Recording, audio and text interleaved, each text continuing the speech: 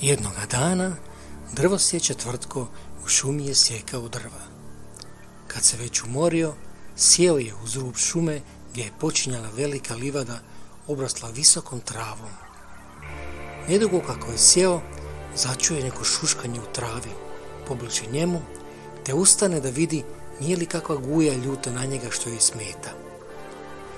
No kako je ustao, imao je što vidjeti. Kroz visoku travu što se uvijala, lepršao je neobično krupan i lijep fazan. Tvrtko je od napornog rada poprilično gladnio, pa pomisli kako bi rado koricu kruha što je ponio za objed zamijenio pečenim fazanom.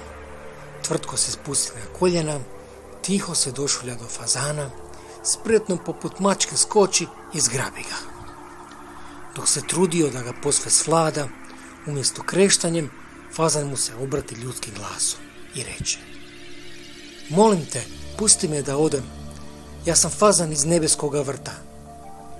Tvrtko se nemalo začudi, ali mu smiješak odgovori: "Drago mi je, fazanu, ja sam drvosjeća Tvrtko i danas ćeš me dobro nahraniti."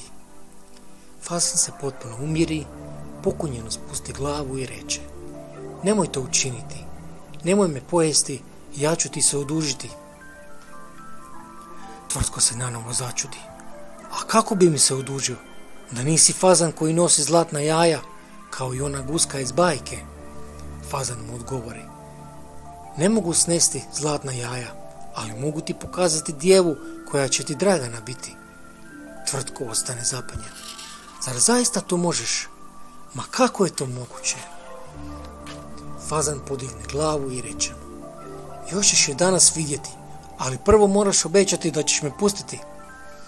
Tvrtko je sad bio u nevolji te kaže sam sebi: "Gladan jesam, ali me još više zanima da saznam koja me to krasotica nosi u srcu." Malo popusti čvrsti stisak kojim je držao fazana, digne ga prema svojoj glavi te mu reče: "Hajde, otkrij mi tu tajnu i odleti slobodno." Fazan širom raširi svoja krila da opet osjeti malo slobode, pa kaže Tvrtku: "Ovako ćeš je znati prepoznati, a ravno će te u oči pogledati i dugo, dugo te gledati. Prije nego li svane 7. dan, ona će već tvoja biti."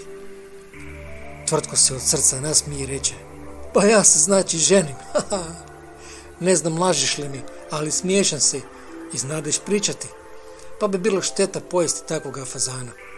Hajde leti, prijatelju, i pozdravi mi taj nebeski vrt." Rečeno učinjeno, Tvrtko pusti fazana, a ovaj mu zahvali i odleti put neba. Tvrtko je sad srce htjelo iskočiti iz grudi, te više nije mogao nastaviti s poslom, nego se zaputi u selo, stalno se ponavljajući fazanovo obećanje kako će još danas svoju draganu vidjeti. Kako se približavao selu, pogleda prema rijeci i ugleda djevojke koje su prale rublje, te se hitro uputi prema njima. Kad su ga ugledale kako hita prema njima, stadoše hihotati i došaptavati se. Tvrtko im stade vikati i mahati da vidi koja će ga u oči pogledati, ali djevojke pokupi svoje rublje, te stadoše odlaziti smijući se i krišom ga pogledavajući, bez da ga je jedna u oči pogledala i dugo ga gledala. Tvrtko slegne ramenima, te se nastavi vraćati u selo. Putem sretne još nekoliko žena i zabulji se u svaku kao da gleda u kako svjetsko čudo, ali nijedne mu ne podari pogled kakav mu je obećao fazan. Kad je stigao u selo, nastavi razdrugačenih očiju gledati svaku djevojku, ali tako ih je samo tjerao od sebe. Zbunjen, nestrpljiv i tužan, stajao je tako nasred ceste, kad začuje zvuk jak poput grmljavine. Tvrtko shvati da je to top od konja i vidi da stoji posred ceste, pa se brzo skloni da ne bude pregažen.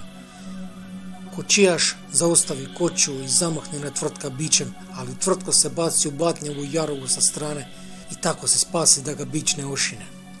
Tvrtko se zagleda u kočiju te ugleda 2 oka što su ga netrmice gledala. Bila je to kraljevska kočija, a Tvrtko se gledao oči u oči sa mladom i lijepom princezom. Ona mu se slatko nasmije što tako blatnjav leži u jarku, a zatim kočija potjera konje da krenu i kočija pođe dalje svojim putem prema dvorcu. Tvrtko još jedno vrijeme ostade zapanjeno ležazi u jarku, a onda odmahne glavom i nasmije se sam sebi te reče: kako si me nasamario, moj pernati prijatelju, pogledala me princeza, ostadoh i bez Dragane i bez pečenke, sad mi se zacijelo smiješ negdje iza drveta. No, na te njegove riječi iz obližnjeg gustiša izađe fazan i reče mu: eto me, još uvijek me možeš pojesti, ali možeš i oženiti princezu, da jednog dana kraljem postati. Reci što ti je draže. Tvrtko se uhvati za glavu: jesi li sišao sa ptičjeg uma, prijatelju, kako da drvosjeća oženi princezu? Fazan nije ni razmišljao, već mu odvrti: uputi se k njoj u Zagreb grad i odnesio je na poklon svinjsku njušku i kozji rep. Tvrtko sad rukama pokrije oči: nisi ti fazan iz nebeskog vrta, ti si fazan iz nekog putujućeg cirkusa. Ako učinim to što kažeš, selo će me ismijati, a kraljevi stražari će me u tamnicu baciti. Možda bolje da je poklonim pečenog fazana, što kažeš? Fazan opet raširi gizdava krila, te mu tihim glasom reče: učini što sam ti rekao i ne boj se. Tvrtko je razmišljao cijelu noć i nije mogao spavati, a ujutro odluči krenuti put starog utvrđenog Zagreb grada. I tako, noseći smotuljak na grani preko ramena, stigao je i do vrata velebnog zamka, ispod kojih su bila dva mrka stražara. Tvrtko im priđe i uz pozdrav se nakloni. Umjesto da mu pozdravi, jedan od stražara strogo ga pogleda i reče mu: što hoćeš, bjedniče? Odmah da znaš, ako si prosjak, mogao bi i bez ruku ostati. Tvrtko stisne zube i reče: ja sam drvosjeća Tvrtko, poslao me fazan iz nebeskog vrta da princezi donesem darove. Stražar mu istrgne štap sa zamotuljkom te promrmlja: svakakvi su dolazili, ali još nikoga nije poslao fazan. Sigurno se sišao sa uma, ali da vidimo šta to nosi princezi. Stražar otvore zamotuljak te ugleda unutra svinjsku njušku i kozji rep. Zacrveni se od bijesa i zaviče: ta luda se ruga princezi, vodite ga u tamnicu. I tako i bi. Tvrtka baci u tamnicu, a on shvati, bjeje te se uhvati za glavu i zavapi: kako sam mogao biti tako glup? Običan fazan me nadmudrio, da sam ga odmah pojeo, bio bih u svom domu puna trbuha, a ovako sam gladan u tamnici. I nekim čudom ispred njega se opet pojavi fazan i reče: eto me, ako želiš možeš mu pojesti, ali možeš i princezu oženiti te jednog dana kraljem postati. Šta ti je draže? Tvrtko sad zaplače: ali pogledaj me, ja sam u tamnici, gadno mi se piše. Fazan opet raširi svoja krila i reče mu: ne boj se, imaj vjere i spokojno spavaj.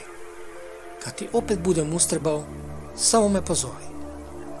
Kako je to izrekao, fazan ponovo iščezne, a Tvrtko usne u suzama. Sutradan mu stražar tamnice reče: s jutrom će ti zbog uvrede princeze biti odrubljena glava, pa svog fazana možeš ostaviti meni. Ja ću se dobro brinuti o njemu. Tvrtko spozna da mu je došao kraj, te bez riječi sjedne na kamenu klupicu i stade razmišljati o nesreći koja ga je snašla. Očekivao je da se opet pojavi fazan, no njega nije bilo. Odlučio je da ga više neće ni zvati, jer je ionako sve izgubljeno. Sutradan izvedu Tvrtka na pogubljenje, pokazujući ga svjetini koja ga je psovala i gađala svim i svačim. Krvnik se obrati svjetini: ovaj ovdje drvosjeća usudio se narugati princezi. Htio je reći da princeza ima lice kao svinja, a pamet kao koza. Ovo neka bude opomena svima. Sirota princeza pokrije dlanovima oči, jer ju je otac prisilio da gleda pogubljenje. Tvrtko nasloni glavu na panj te učenički poviče: fazane, vidi što si učinio, barem se pojavi da vidiš kako umirem. Krvnik zamahne sjekirom, ali se oštrica odvoji od drške i poleti ravno prema princezi. U zadnji čas ispred nje se pojavi fazan, uhvati oštricu te je odnese put neba. U dvorištu zamka nastane muk, a zatim kralj ustane, klekne pred Tvrtka i reče: oprosti, Tvrtko, mi smo te htjeli pogubiti, a ti i tvoj fazan spasili ste život moje kćeri. Zato što njen život dugujemo vama, dajemo ti njenu ruku.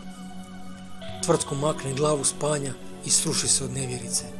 Pored glave mu sleti fazan i upita ga: je li ti sad žao što me nisi pojeo? Da jesi, bio bi sit jedan dan, a ovako ćeš biti sit cijeloga života.